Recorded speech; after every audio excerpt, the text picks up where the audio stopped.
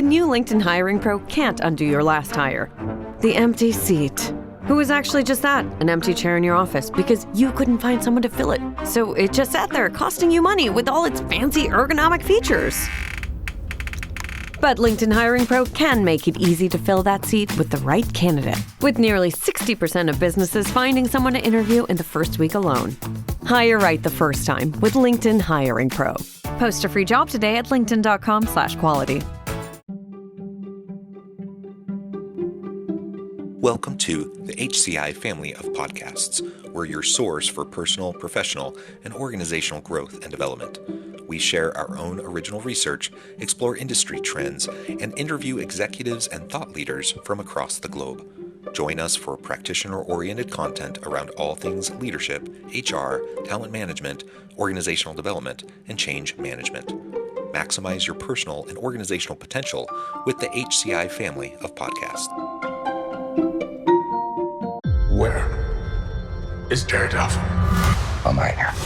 Don't miss the return of Marvel Television's Daredevil Born Again. So what's next? I feel liberated. We're gonna take this city back. Over medicated. In an all-new season, now streaming only on Disney+. They're hunting us. It's time we started hunting them. I can work with that. This should be tons of fun. Marvel Television's Daredevil Born Again, now streaming only on Disney+. Justin Jones-Fosu, welcome to the conversation today. Thank you, John. It is a real pleasure to be with you. You're joining us from North Carolina. I'm south of Salt Lake City in Utah. And today we're going to be talking about your book, I Respectfully Disagree, How to Have Difficult Conversations in a Divided World. And boy, oh boy, are we in a divided world right now? Polarization is the name of the game. I feel like, politically, of course, socially, economically, like there's just all this polarization. There's all of this division. I think, social media channels thrive off of animosity and division. That gets ramped up in other forms of media to drive clicks and those sorts of things. And yeah, I think we're in a really dangerous place right now. Looking at the state of things in the United States, but other parts of the world too. It's not unique to us. And it's like we've forgotten how to just have civil dialogue, how to just converse with someone who may think differently than you. And I mean, don't get me wrong. I have opinions, I have strong opinions about a lot of things. And frankly, I think I'm right about most of those opinions that I hold. But there are ways for me to engage with folks and really listen and try to understand where they're coming from. And simply to not be an asshole and how I interact with them, even if we disagree on pretty fundamental things. And so that's like, I feel like that's a lost art. It's something we need to recapture if we hope to have any sort of normalcy in society as we move into the future. And but there's a lot of incentives out there to keep us from moving that direction. So anyways, we're going to explore all of this. These are those types of things that you talk about in your book. I'm thrilled to have a chance to chat with you. As we get started, I wanted to share Justin's bio with everybody. Justin Jones-Fosu is the embodiment of energy, both at home and as a dedicated father to two spirited children and atop the world's highest peaks, having recently conquered one of the famed 7 summits. But Justin's passion for elevation doesn't end with trekking. It's mirrored in his professional his professional ascent as a captivating business speaker, innovational social entrepreneur, and insightful workplace researcher. At the helm of Meaningful, Justin is driving force and CEO behind a movement that empowers organizations across the globe, delivering over 50 keynote addresses a year on the pivotal topics of meaningful work and inclusion. His mission to ignite and transform business and organizational culture, guiding organizations and individuals to ascend to their peak potential through mastery of mindset, purpose, and performance. And he works as a pathfinder in the wilderness, but also in the literary world, authoring essential reads such as Your Why Matters Now, The Inclusive Mindset, and his latest, I Respectfully Disagree, with which we're going to be talking about today. Again, I could go on, but I'm going to pause there. Justin, anything you would like to highlight by way of your background or personal context before we just launch on in? I love long walks on the beach, and no, I'm joking, even though I do. But this is my goal is not just for all the leaders who are listening to this, to give them things that they can apply to their leadership. It's also how people can apply the same principles to their individual lives, at Yeah, home, yeah. and in the community. No, I think that's great, and I agree. I think we're all leaders, regardless of like organizational role, at work, personal leadership, family leadership, community leadership, organizational leadership. A lot of these principles just apply universally across all these areas, and I think especially this topic, and the topic of your book is one that reaches all different areas of our life. And we just need to get better at it, as I was mentioning in the introduction. So, thank you again for taking the time. As we get started, I wanted to pick your brain just around, kind of your why behind this book, like why this book, why now? Yeah, for several reasons, and you actually brought up something. It goes beyond the U.S. And I recently actually just received something, and it's a copy of the book. I have no idea what language this is, but I was sent a sample of this is my book. I respectfully disagree in a different language. So that was really, really Nice. exciting to just receive that, and really that's my heartbeat, right? Is to create a movement around not just the U.S. but around the world to help people to respectfully disagree in ways that honor each other and humanity. I started noticing just in the work that I would do in organizations, I would notice that people felt like in order to respect someone that you had to kind of go along and play along and operate from ideologies that weren't your own or even minimize your own. And as I started noticing that people started operating in a kind of in a silence culture in order to not be Mm, quote unquote canceled, that we were missing an opportunity to help people to actually engage in something that was powerful. And I actually don't like the term specifically conflict resolution.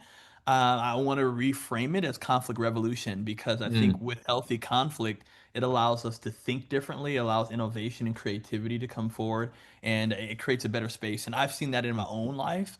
Without going into the longer example, with time with my dad, of learning to respectfully disagree with him and why he wasn't there for me in my own life growing up. mhm. It ended up leading me to forgiveness and actually creating a version of our relationship that I never would have thought possible. But so it's not just for what we can do in workplaces, but also how this mends us in our personal lives. Yeah, well, thank you for sharing that. And yeah, we all can probably at least relate to some extent around, strained family relationships, that can be hard.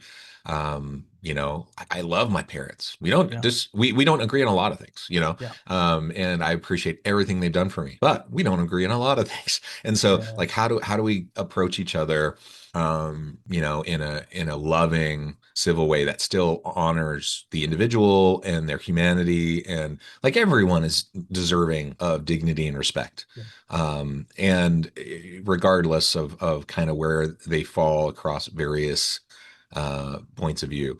And that I mean, it may mean I completely disagree in certain ways, like in some ways incredibly strongly, and I may be troubled even by like the types of things some people believe, but I can still recognize the why behind they believe it, Yeah. like the human nature behind it, the some of those types of things, to maybe have a little bit of understanding and empathy around why they came to that place. And maybe, just maybe, if I can approach them in a more empathetic way and have some civil dialogue with them, maybe over time we can come to a place where at least they can better respect where I'm coming from, if not Mm. perhaps even rethink some of the things that they think or say or do that I find so troubling.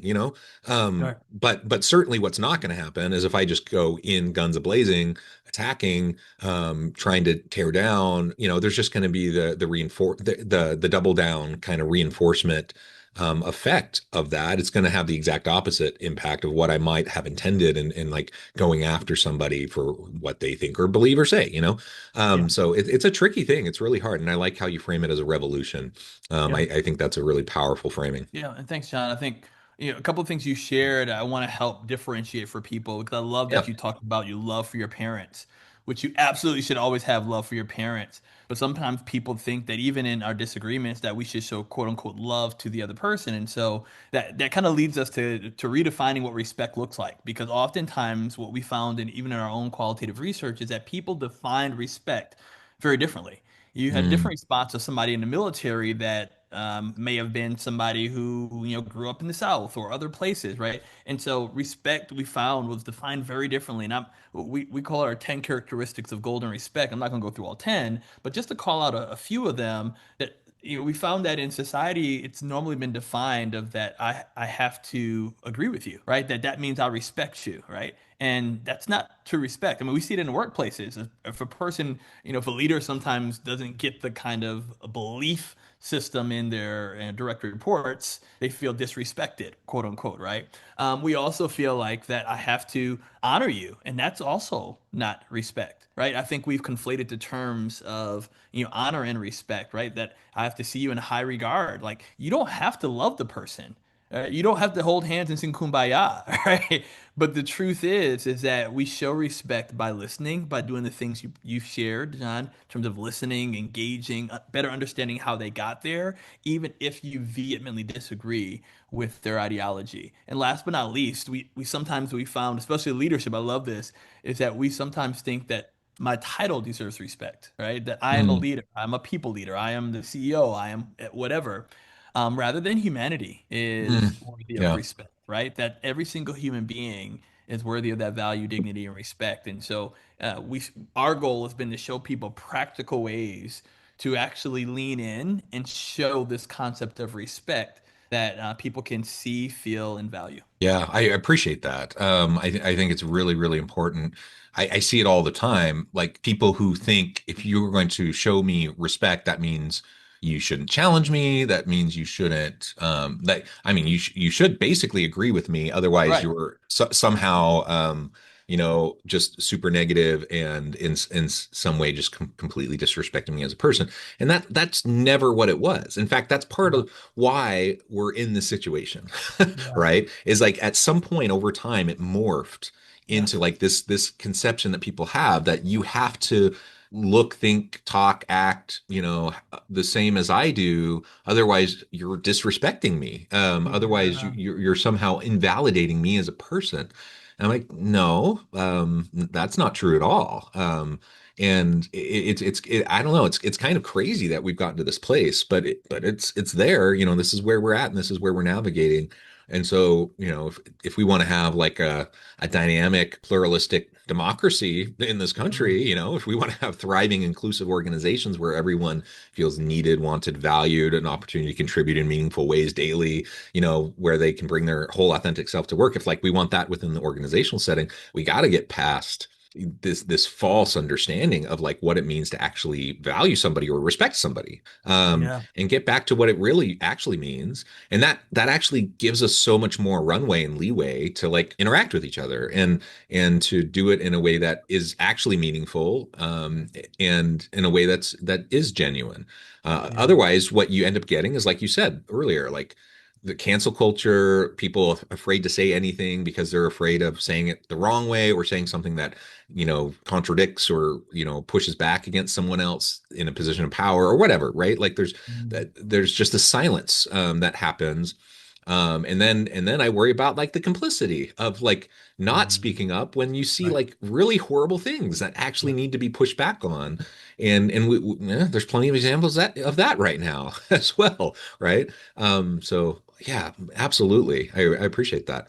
Yeah, and Go I'm ahead. sorry. Yeah, I was saying part of it is I think it's rewriting what I'm calling our human algorithm. You actually given me a whole new Mhm. concept today as I was listening to you. It's the algorithms, right? Apps and all these things, national media in many ways have kind of created our own algorithm where it's become less and less of a focus for us to have civil conversations, to respectfully dialogue, all these pieces. And so, how do we begin to rewrite some of these? Because I've Mm, seen it happen, right? I was recently given a presentation on respectful disagreement, and one of the leaders shared with me they had kind of preempted my presentation to this group with some things that are happening in society. All right, just mhm, sample things, and something was around Israel, right? mhm, And within the group, they were talking about just the difference of Israel and Hamas and different things and all. And the person emailed the group and said that they didn't feel safe, and that bothered me, John. I'll tell you why it bothered me because we have co-opted terms like safety and utilized it for uncomfortable. And I take people's safety very seriously. That person was not unsafe in that moment. People weren't saying anything violently or threatening, according to their own statement. They were just sharing their opinions and their perspectives. And because their perspectives were different than that person's, and because that person was so tightly coupled to that identity, they felt unsafe. And I would like to push back and say they felt uncomfortable. And we don't Mm, know how to feel in our own human algorithms, how to feel uncomfortable because we're not encountering people in spaces that are different than us, that have variety of differences. And so I want to give just one practical way to begin to challenge a little of that comfort and to start rewriting our human algorithm. And that's in our first pillar of our five, is that's challenge your perspective. And one way that we can proactively challenge our perspective is to actually seek out disagreement. I know it seems crazy in a world that we just want to center ourselves around what we already know, believe, like, and trust. What if we did what we call the Circles of Grace Challenge, where every 6 to 12 months I go to events, experiences, or I engage with people in either which I don't know a lot about and or I directly disagree with.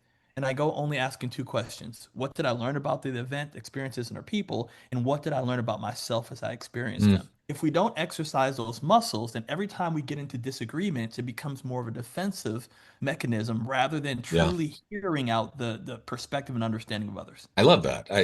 Surrounding yourself with difference in an actual meaningful way where you're seeking to understand and like you said, understanding self and understanding others and the interplay, right? And the interaction between the two. Yeah, we just get so siloed. We get so whether it's an organizational silo or a social silo, we tend to stick with who we're comfortable with. And so we tend to interact with mostly with those who are like us, that look like us, think like us, talk and act like us and then we to your point, like we just forget how to Yeah. interact with difference, you know. Yeah. And a big part of all of the post kind of George Floyd DEI push across corporate America was kind of the surface level performative response to like difference and inclusion. And part of the reason why the pendulum has swung back, I mean, there's a lot of reasons, but like one of the reasons why the pendulum has swung back, and why DEI itself has become so polarizing is because it was so performative and Yeah. it lacked depth and it didn't actually engage people in real difference. We were saying things, we were checking boxes, we were, going for percentages and it hurt the cause, that we Yeah. didn't do it in a real way. Yeah. And so getting back to a place where we can actually genuinely interact with difference in a meaningful way. And it doesn't mean I endorse it. It doesn't mean I agree with it. It doesn't mean that I want to live that way. But if I can't ever get out of my comfort zone to go interact with events or people or things that are different than me, or have different assumptions or different worldview than me, like what chance do I have to actually challenge my own thinking, to actually challenge my own assumptions, to better understand myself and therefore understand others around me better? We just get so locked into our own little bubbles. And I Yeah. think we just that's reinforced through social media and media consumption. And then we just, yeah, I think most people don't even fully realize how Yeah. locked in they are to their own little echo chamber bubble. Yeah, it's the ease of use. I mean, think about it. Uh, Even to take it out of the realm of social media and news for a moment, with the rise of dating apps, which fortunately I've had the privilege of never being on one, Me but either. in terms of learning from others, how easy it is to swipe. Well, I don't know what it is, left or right. I don't know, but it's easy just to say mute. I no longer want to talk to this person because they say something that was uncomfortable for me. I'm not talking about threatening. I'm not talking about something that was harsh, but they Yeah. said they challenged us in a certain way, right? That we were like, oh no, I don't need. I can just easily mute you. I can cancel you. I can stop you on my page. I can block you. And because it's become so easy, we tend to look for that same ease in life. And that's where you see the rise in relationships of ghosting and people just, cutting people off and family members, all these things. We haven't given people the tools and practice how to have these challenging and hard conversations. And so, what does it take, especially for leaders, to do this? It takes us having the intention to do it. It's not just going to be something that pops up because in our world today, in all aspects of our world, ease is the golden tool. Hmm. And versus what I feel is the most meaningful is often not the easiest. The easiest thing for me to do as a parent of my kids is just to let them do what they want to do. Hmm. But that's not going to be the most meaningful for them to grow into responsible and helpful adults. And that's why I love what my mom did. My mom, when we were growing up, she would actually take us to events that we disagreed with. And it became a seed planting. And I hated it going to them. I was like, why are we here? We don't even agree with this, mom. Like, but what I didn't realize she was doing is that she was planting these seeds of humanity, of Yeah. that even in the midst of our disagreements, that I could still find the humanity of a person and check this out, because sometimes we think respectful disagreement is about us convincing the other person. No, that we challenge that premise, right? Respectful disagreement is hearing the other person, because we've all been, I don't know about you, Jad, but I've been in situations where over my life, my perspective has changed on things. There's some things that I Absolutely. held as tightly coupled that I've loosely coupled or even completely switched. And there's some things that I still, hold hard truth to me. And so when we listen and engage people in that way, when we model the behaviors as leaders, to hear people genuinely, to be lost in their story, not that and now it inherits our stories inherited in theirs, but we actually hear them for them. It allows us to hear, to find gray spots, to find these hidden moments, to find nuance to conversation that we never knew existed, if we choose to intentionally first do that. Yeah. And I genuinely enjoy having conversations with folks. It can be uncomfortable. And sometimes it pushes me on the line of like, is this actually harmful or is this just me challenging my Mm, discomfort?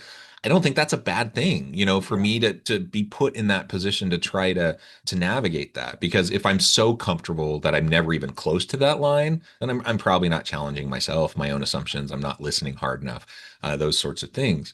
Yeah, yeah. I just think this is such a challenging thing, and maybe in the remaining few minutes we have together, like let's talk about, I know you address this in your book, like how do we actually engage in these difficult conversations as leaders in organizations? How do we model this for our people? How do we encourage this for our people without just going off the rails? Because one thing I've observed is so many leaders, they're afraid of things right. going off the rails that they actually put in place kind of all sometimes explicitly spoken, but most of the time, Stifling. unspoken kind of just norms around we don't go there, we don't talk about these types of Right. things, we don't challenge each other, blah, blah, blah. And then you get this echo chamber effect, you get the group think effect, you get all that kind of stuff. So like how can we encourage this and model this in a healthy way as Yeah. leaders within our organizations? There's a lot of ways. I'll give three practical ways that we can lean in, no matter what your level is in the organization.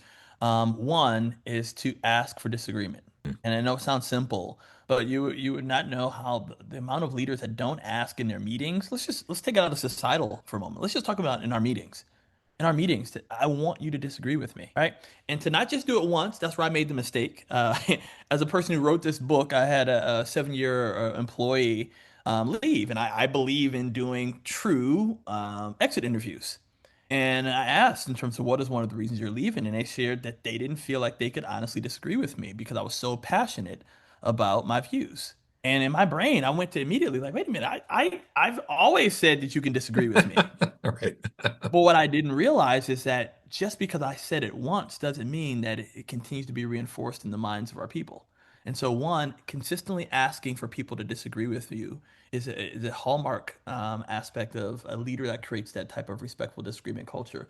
Number two is reinforcing it. And so, John, Hmm. thank you so much for disagreeing with me on that. I appreciate you sharing that perspective. I never would have come to this other thought if it had not come from that idea, because now you just reinforced in front of other people that disagreement is actually okay. And third, if a result comes from that, especially positive results, come back to that conversation 2 months, 3 months later, because it signals something in your employees' minds that this is actually something very important. So those are three practical things. The last thing I'd say is that for us to be wary as leaders of what we uncovered in our research, another area that I didn't even know existed.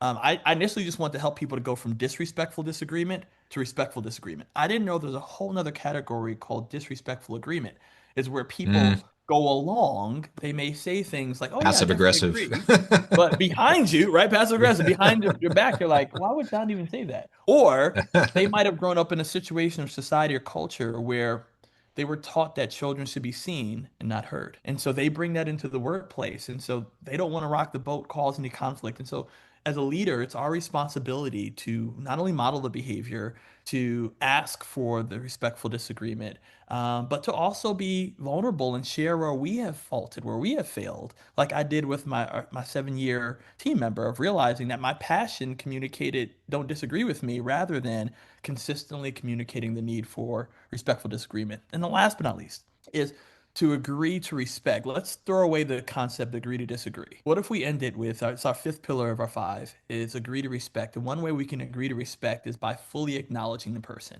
Even if you practice these three things. Jean Zhao, Stanford researcher, brought this forward. John, I want to say thank you so much for sharing your perspective with me. I've never heard it shared that way. Or, John, wow, you mentioned three things. Number two really captured my attention. I have to do some more research on it, but I appreciate you choosing to share with me because it allowed me to think about this in a different way. Or simply, last but not least, John, wow, you shared some really hard things with me today. And I know this was a tough conversation for us to have, but I want to thank you because you chose to have it with me, and I'm grateful. Yeah, Not I love it. once did I disagree with you, right? Excuse me, not once did I say that I fully agreed with you. But we've often conflated full agreement with full acknowledgement. And like Shan Zhao, who came up with the concept, thank you, because it allows us to communicate with people in a way that they can feel fully acknowledged, even if we don't fully agree. Yeah, it's beautiful. So needed. Justin, this has just been a real pleasure. I know at the time I need to let you go, but before we wrap things up, I wanted to give you a chance to share with the audience how they can connect with you, find out more about your work, where they can find your book, and then give us the final word for today. Absolutely. They can connect with me at workmeaningful.com, on social media, where I often share my faults, on LinkedIn, Justin Jones-Fosu. And I respectfully disagree is all over, especially Amazon and other places. But my goal, my hope, my desire is that we would ask, how do we show just a little bit more humanity to people, and to intentionally allow ourselves to hear perspectives that are outside our own, not all the time, but take on a Circles of Grace challenge every 6 to 12 months. Challenge yourself to go out and hear perspectives that you might disagree with. And you might find out that you've learned something new about that person, that ideology, or that you learned something new about yourself, or both. I love it. Justin, thank you so much. It's been a pleasure. I encourage the audience to reach out, get connected, find out more about what Justin can do for you. Check out the book. And as always, I hope everyone can stay healthy and safe, that you can find meaning and purpose at work each and every day. And I hope you all have a great week.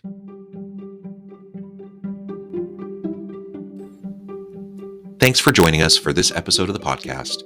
We hope you stay healthy and safe, and please join us again soon.